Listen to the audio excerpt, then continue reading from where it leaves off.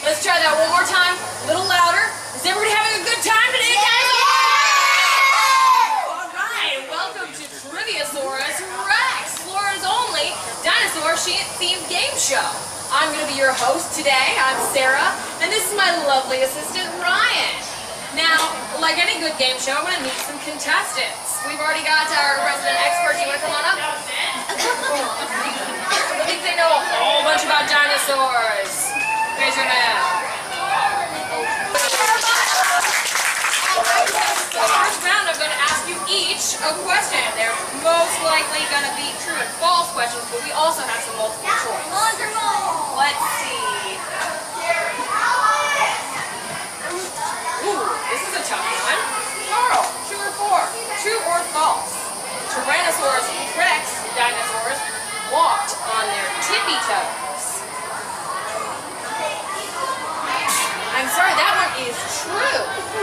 Scientists believe that the T-Rex weighed up to 9 tons, yet they walked on their tippy toes to catch prey.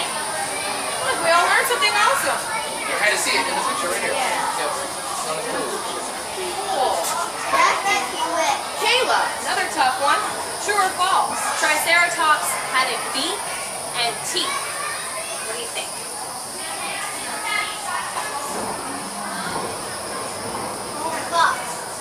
I'm sorry, that is true. Tyrannosaurus had hundreds of teeth inside their mouths, and their top of the mouth was a beak. So it could have used that beak for stripping all the leaves off of a branch. Super cool. Triceratops. You said Tyrannosaurus. You meant Triceratops. Triceratops. All right. Jeremiah, true or false? At 85 feet long, the plant-eating Brachiosaurus dinosaur is widely believed to be the largest of the dinosaurs. That is correct.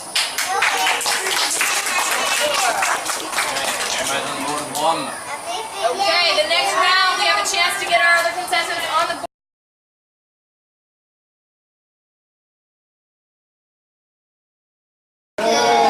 Oh, we can do a little bit better than that. Are you guys having fun at Dinosaur World? Yeah! All right. My name is Sarah. I'm going to take you on a Dino Dig Tour today. But first, I want to tell you guys a little bit about who I am and what I do. Now, my story begins here. In fact, everyone's story begins here. This is the beginning of time, when the Earth is just forming and all life on Earth is beginning. This is a timeline that I put together for you guys. It's a little thing I like to call the history of the world. Great echo in here. Very dramatic. I love it. Now, as you can see, this timeline has everything. It's got dinosaurs. It's got the fall of the Roman Empire. It's got the invention of electricity and the Wright brothers' first flight, even my senior prom. Everything that's important. Well, it looks really crowded on this side of the timeline, and it's pretty empty over here, as you can see. Well, that's because humans are around on this side, and we are writing things down. And then we start to tell each other stories. And now we take pictures of everything with our cell phones and take videos, so now we know everything that's going on. But what about back here? We don't have a time machine yet. I'm working on it. So how do we know that dinosaurs even existed? How do we know what they look like?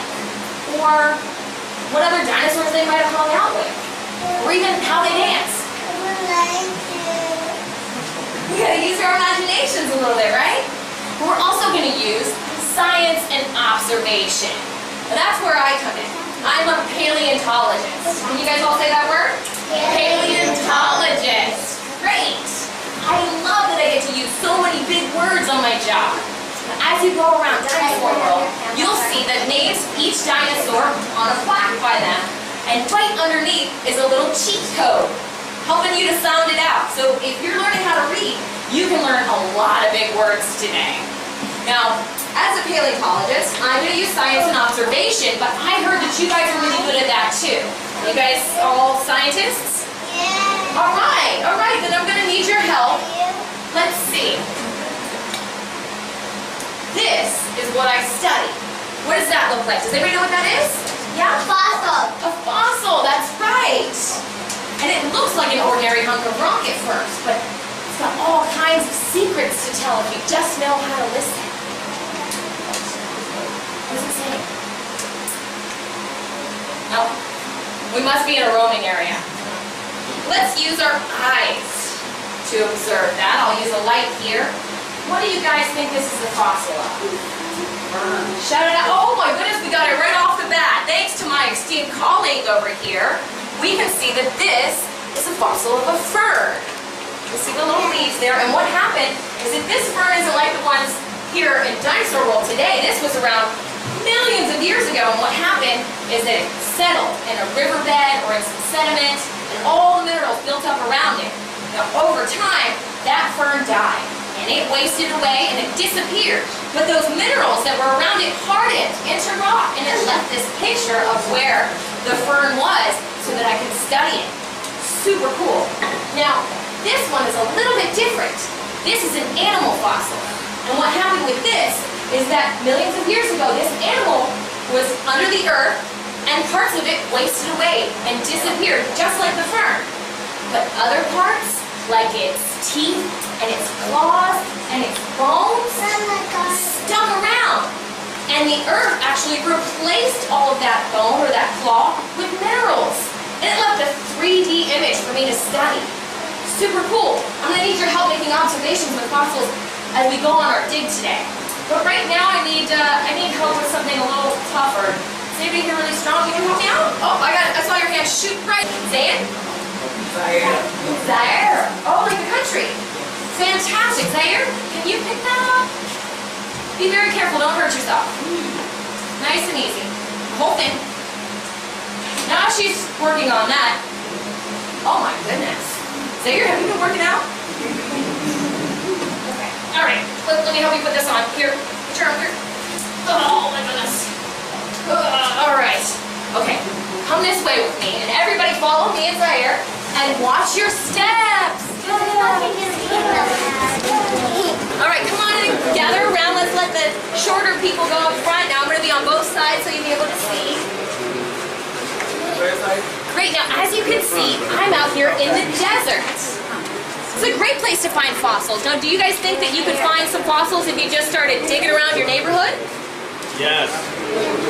Maybe not dinosaur fossils though. The problem with that is that you might make somebody mad by digging where you're not supposed to.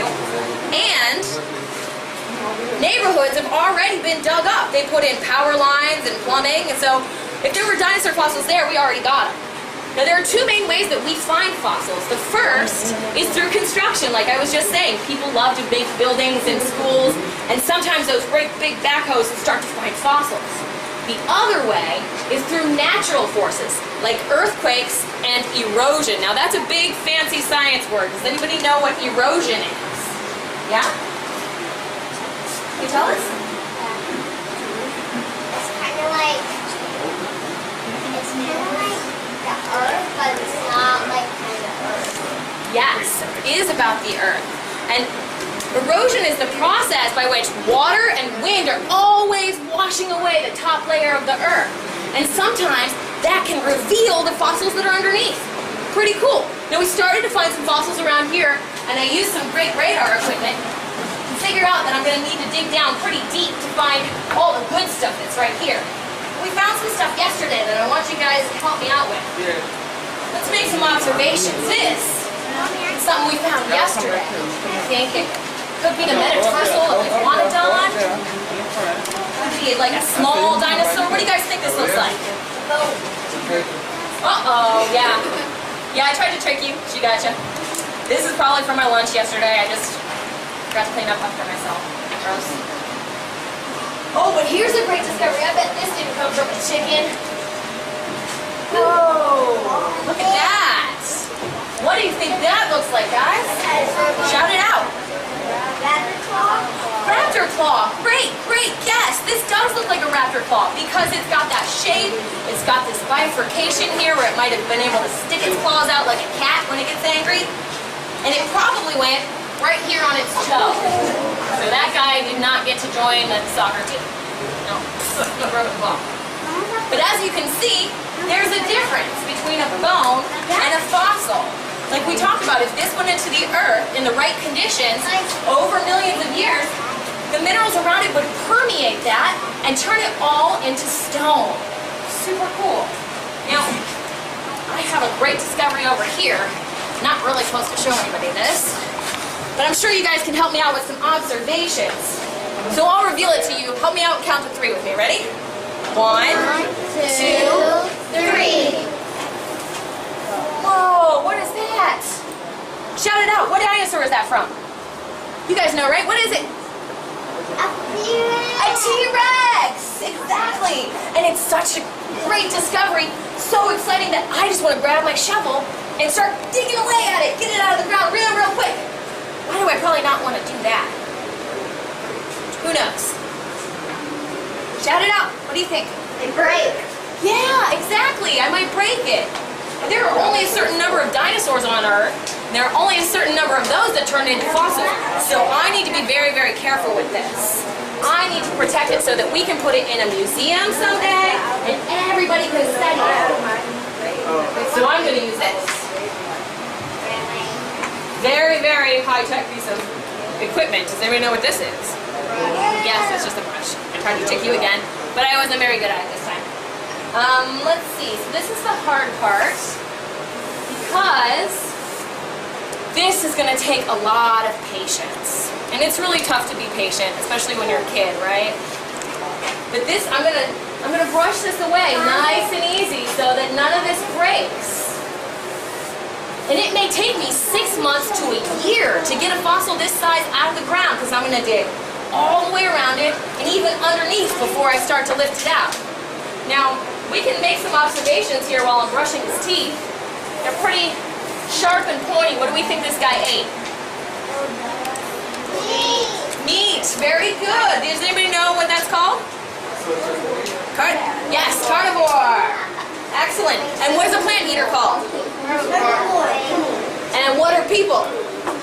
They eat plants and omnivores. Yes. I'm an omnivore. So I'll eat anything. I'm going to put this guy to bed. Good night, T-Rex. Because you guys don't have 6 months to hang out and watch me get that guy uncovered. I'll just take you down here and show you the next step of what we do once we get this guy out of the ground. All right.